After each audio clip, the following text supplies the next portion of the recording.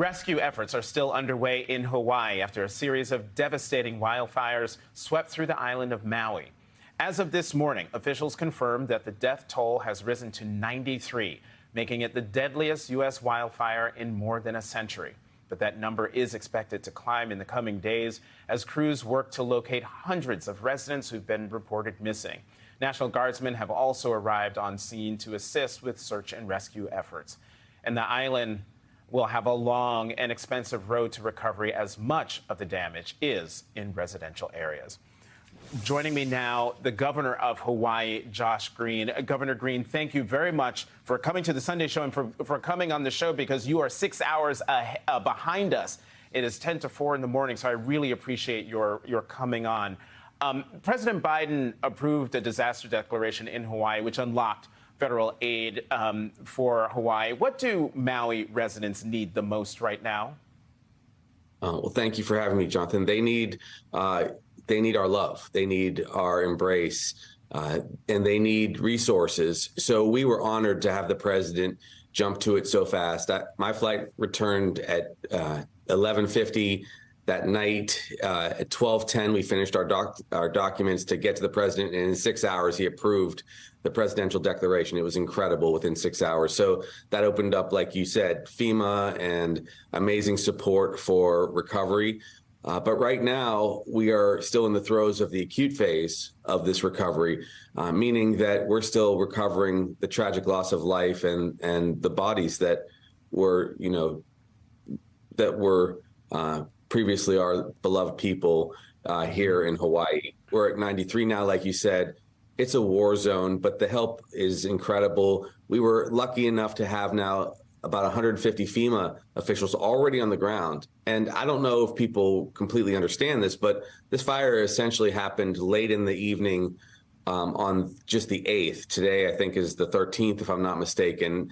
And we already have all of these officials there helping our people. And not just FEMA, but the Small Business Association Administration and the fire management leadership. So we're grateful to the president.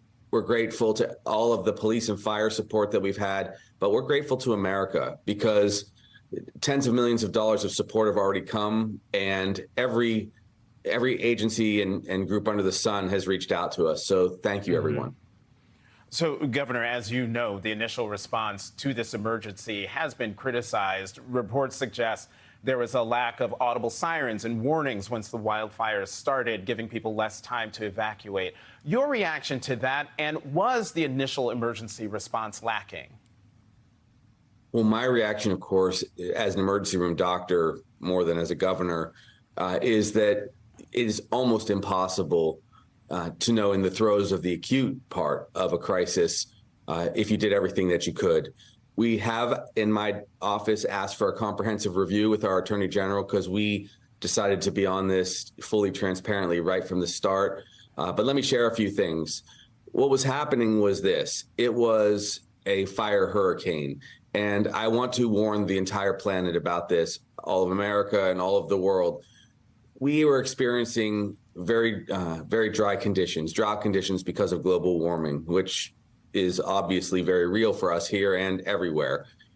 In addition to those drought conditions and difficulties with water management because there's just not enough water here in our islands, we then had the penumbra of a hurricane. Hurricane Dora had just passed south of us, leaving 60-mile-per-hour winds still with gusts up to 81 miles per hour. So what happened was when fire jumped from one spot to another, there were 3 or 4 fires going on at the same time.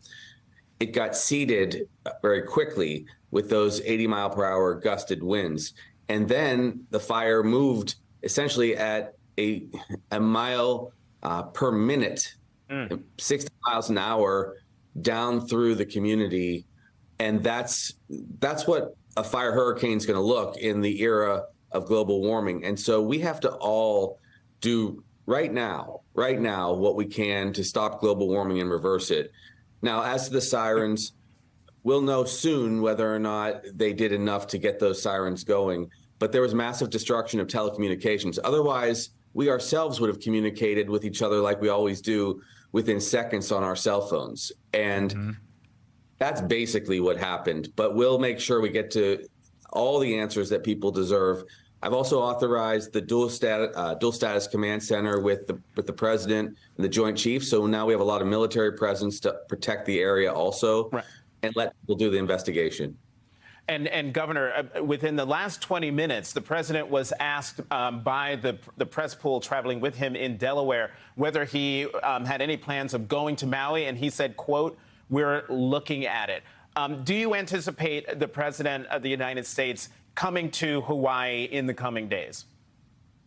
I know the president will come if we need him on the ground at that moment. He's so respectful of us that he said, anything, Josh, you need anytime. But also, I think the president is cognizant that he travels with a lot of people. And right now, we're still in the acute phase of the recovery. Again, to share with people what it's like at Ground Zero, everything is burnt to the ground in Lahaina. Here's a little picture. I mean, it's completely destroyed, okay? Every red building there is destruction. And when you see the structures, it was 1,000-degree heat creating fire cyclones going through buildings. So I'll just be graphic, and I apologize if there are any children watching the show. When we tried to lift and embrace those that we've lost, there's nothing there practically, and it means that it's such a delicate scene as a result of the natural disaster that even I just won't get into the details. It's too grim. Yeah. It's right now, first of all, a hazardous site, and we don't want to expose anyone unnecessarily to that.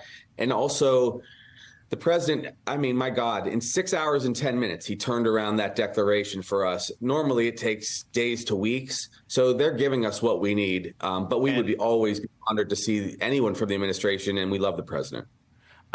Governor, our thoughts and prayers are with you and the people of Hawaii, and specifically the people in Maui. Hawaii Governor Josh Green, thank you.